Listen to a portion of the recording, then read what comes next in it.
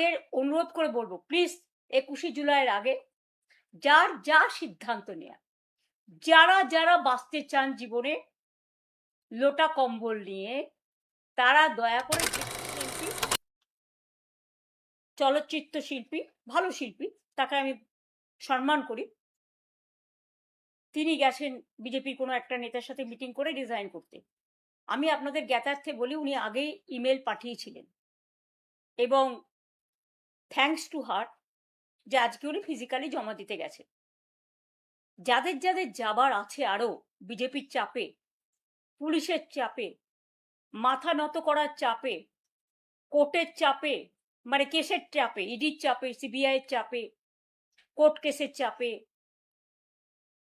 তারপরে হচ্ছে ভয়ঙ্কর ভয়ঙ্কর সিআইডি কেসের চাপে, সিবিআই এর চাপে, আইসিওসির চাপে, এসটিএফ এর চাপে, তাদের অনুরোধ করে বলবো, প্লিজ 21শে জুলাইয়ের আগে যার যা সিদ্ধান্ত নেয়া, যারা যারা বাঁচতে চান জীবনে লোটা কম্বল নিয়ে, তারা দয়া করে যেখানে ইচ্ছে যান বিজেপির কথা শুনে। দয়া করে আমরা যে দলটি তৈরি করেছি তাকে কলঙ্ক লিপ্ত করবেন না। যার যার, আমি এক্ষুনি কনস্টিটিউশনটা পড়ছিলাম, clause 90, freedom of movement, freedom of speaking, freedom of rights, যেগুলো আছে মানুষের, সংবিধান বলেই দিয়েছে আপনারা করতেই পারেন, তাতে আমরা একটু দুর্বল হব না। আমি শুনেছি এমনকি শহীদ পরিবারগুলোকে 21শে জুলাইয়ের যারা ছিলেন, পুলিশ থেকে ফোন করে বলা হচ্ছে এদিক নয় ওদিক যাও, মানে বিজেপির দিকে যাও, বিজেপি স্পন্সর বালিশের দিকে যাও, বালিশ পালিশ করতে যাও। তাদের আবার অনেক টাকার উপহারও দেওয়া হবে। আমি বলি, আমরা তো খুব ক্ষুদ্র দল, আমরা 40 বছর ধরে এই পরিবারগুলোকে চাকরি থেকে শুরু করে যতটুকু আমাদের সাহায্য করা, যেদিন ঘটনা ঘটেছিল সেদিন আমাদের কোনো ক্ষমতা ছিল না, বাট 21শে জুলাই বেনেভোলেন্ট ফান্ড আমরা একটা তৈরি করেছিলাম, কবি সুভাষ মুখোপাধ্যায় তার চেয়ারম্যান ছিলেন, এবং প্রদ্যুৎ দত্ত এক্স আইএফ এর জেনারেল সেক্রেটারি প্রেসিডেন্ট, তিনি ছিলেন তার জেনারেল সেক্রেটারি, এবং তাদের নেতৃত্বে আমরা সেদিনও কিন্তু মানুষ যেটা জমা করেছিলেন তার টোটালটাই আমরা কিন্তু শহীদ পরিবার এবং বিশেষ করে যারা আরো 100-150 জন আহত হয়েছিলেন, যতটুকু পেরেছি সাহায্য তাদের হাতে তুলে দিয়েছিলাম। এবং প্রতি বছর আমরা শহীদ পরিবারকে ডাকিও সম্মান জানাই।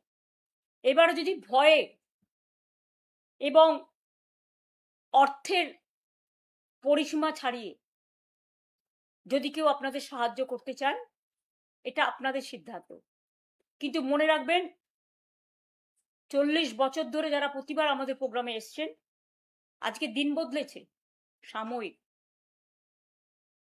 ভয় দেখাচ্ছে, সাময়িক। সন্ত্রাস দেখাচ্ছে, সাময়িক। টাকার লোভ দেখাচ্ছে, সাময়িক। এজেন্সির লোভ দেখাচ্ছে, সাময়িক। আমরা কিন্তু অমায়িক। আমরা আপনাদের ভুল বুঝছি না, আপনারা বুঝতে পারছেন, আমরা বুঝতে পারছি আপনারা অনেক ঘেরা টোপে আছেন। আপনারা আমাদের সাথে এবছরটা থাকলেন বা না থাকলেন, হৃদয় জুড়ে আছেন, এবং যারা মারা গিয়েছেন তাদের জন্য আমাদের অনেক কর্মী রক্ত দিয়েছে। 13 জন ছাড়াও প্রায় 150 জন, 100 জন পুলিশ ফায়ারে, পুলিশ গুলিতে বিদ্ধ হয়েছিল।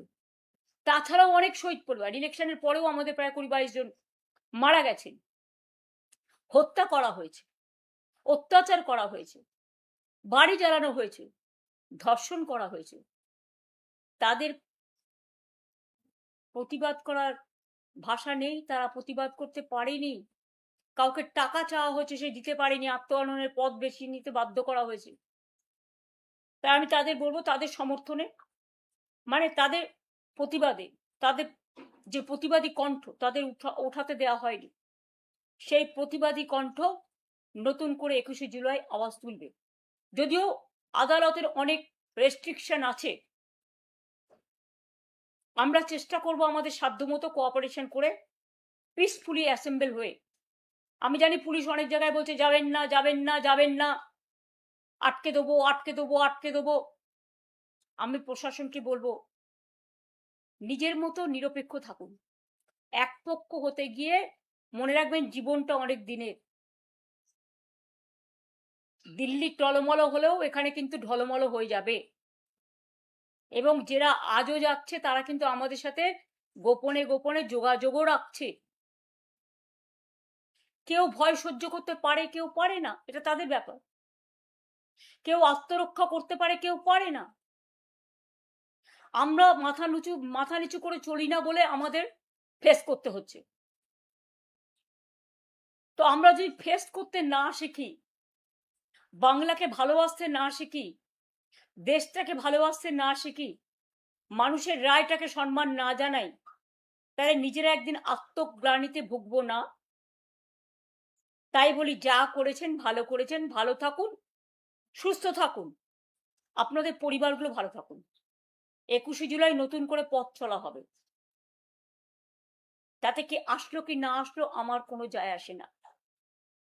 আমরা যারা থাকবো তারাই স্বর্ণখড়ি, তারাই আগামী দিন নতুন করে পথ চলা শুরু করবে। 1997 সালে যদি নতুন করে পথ চলতে পারি, 2026-এও পারবো।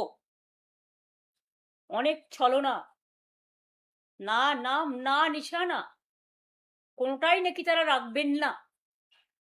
আপনারা ভালো থাকুন, সুস্থ থাকুন, নিজেদের রক্ষা করুন, দিল্লিটা আগে রক্ষা করুন, তবে তো আপনারা নিজেদের রক্ষা করতে পারবেন।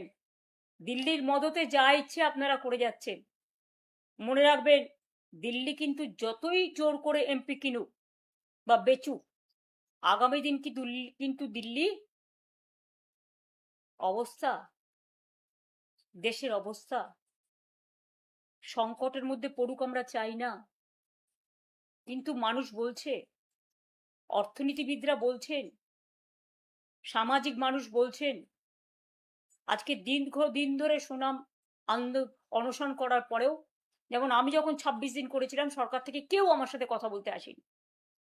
একমাত্র রাজ্যপাল, মাননীয় রাজ্যপাল গোপাল গান্ধী এসেছিলেন, মহাশ্বেতা দি ছিলেন, কবির সুমন ছিলেন, ভিপি সিং এসেছিলেন, আরো অনেক নেতা এসেছিলেন, সেটা 20 দিনের পরে।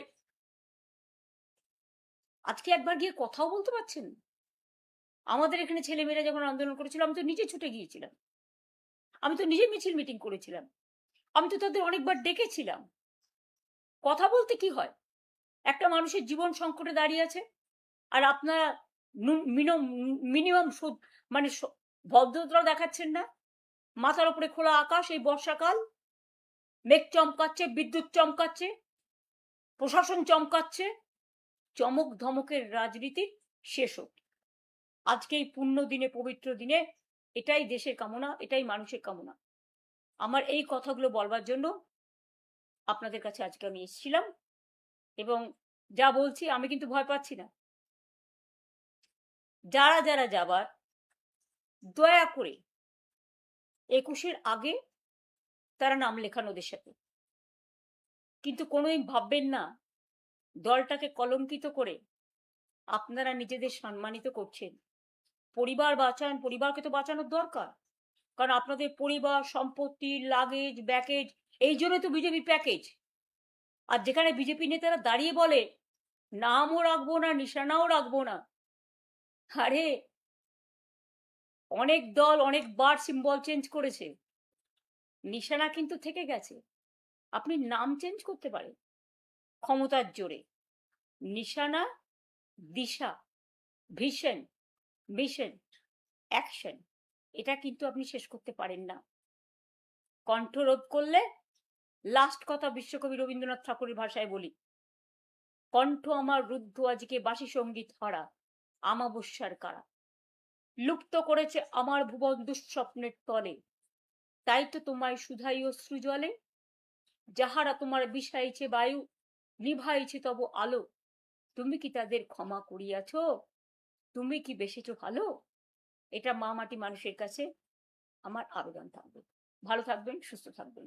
জয় হিন্দ, বন্দে মাতরম, জয় বাংলা।